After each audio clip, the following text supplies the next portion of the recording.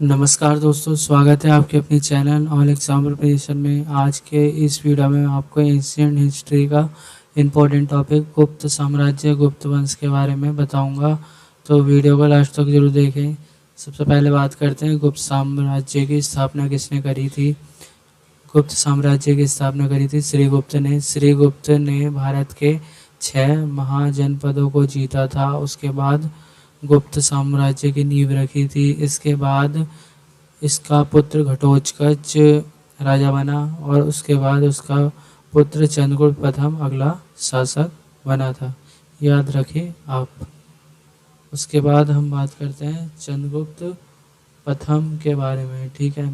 चंद्रगुप्त प्रथम ने लिच्छवी राजकुमारी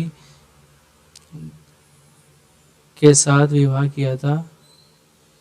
इसी ने भारत में गुप्त संवत की शुरुआत करी थी। जैसे कि होता है शक संवत, जैसे कि विक्रम संवत होता है, इसी तरह गुप्त संवत भी होता है।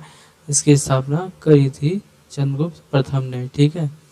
इसी के टाइम ही गुप्त साम्राज्य ज़्यादा शक्तिशाली हुआ था, चंद्रगुप्त प्रथम के टाइम से ही। उसके बाद बात करते हैं चंद्रगुप्त प्रथम के बाद इसका पुत्र कौन आया था, समुद्रगुप्त आया था, अगला शासक भी था ये। इसके बाद हम बात करते हैं समुद्रगुप्त की। इसकी फोटो दे रखी है समुद्रगुप्त की, ठीक है।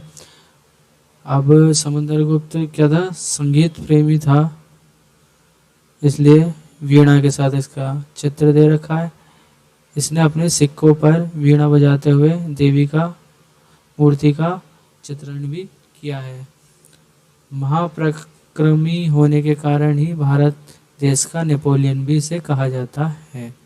भारत का नेपोलियन किसे कहा जाता है, समुद्रगुप्त का, क्योंकि इसने जो उत्तर के राज्य और दक्षिण के राज्यों को जीता था। इसके बाद इसका पुत्र चंद्रगुप्त द्वितीय आया था, जो कि गुप्त साम्राज्य का सबसे महान शासक था, जिसको हम विक्रमादित्य के नाम से भी जानते हैं।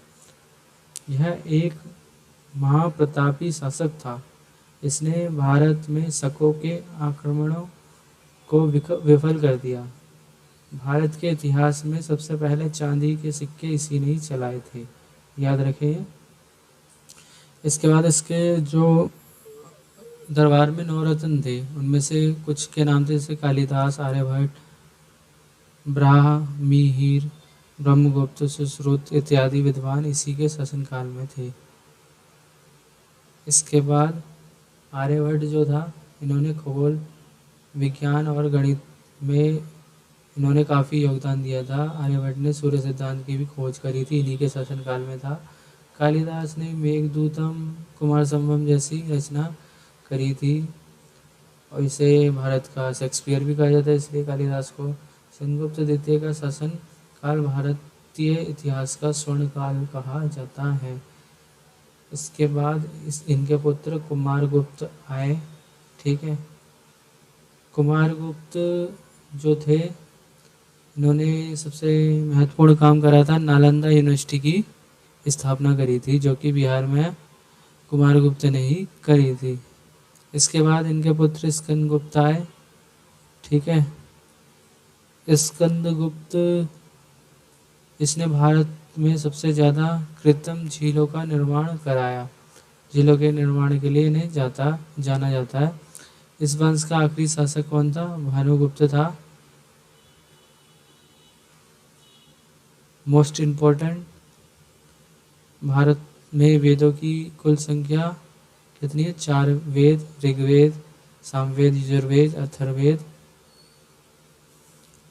वेदों का अर्थ क्या होता है, वेदों का अर्थ होता है ज्ञान।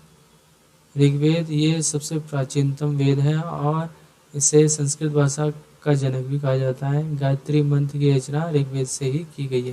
ये क्वेश्चन पूछ लिया जाता है, गायत्री मंत्र की रचना किस वेद से की है। इसमें 10 मंडल और 1028 सूक्त हैं। सामवेद, इसको भारतीय संगीत का जनक भी माना जाता है। संगीत की उत्पत्ति इसी वेद से हुई है। यजुर्वेद, इसमें कृष्ण की उपासना के उल्लेख मिलते हैं। हम बात करते हैं अथर्ववेद। अथर्ववेद सबसे आधुनिकतम वेद है, नया वेद है। इसमें जादू टोना टोटका अथर्ववेद से ही लिया गया है।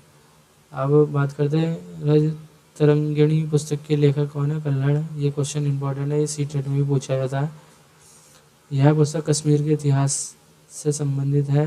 चीनी यात्री हांगसाम हर्षवर्धन के शासनकाल में ही आया था, जबकि चीनी यात्री फहियान चंद्रगुप्त द्वितीय के शासनकाल में भारत आया था। भारत का आइंस्टाइन किसे कहा जाता है? नागार्जुन को भारत का आइंस्टाइन कहा जाता है। ठीक है, वीडियो पसंद आई तो लाइक करें। Thanks for watching.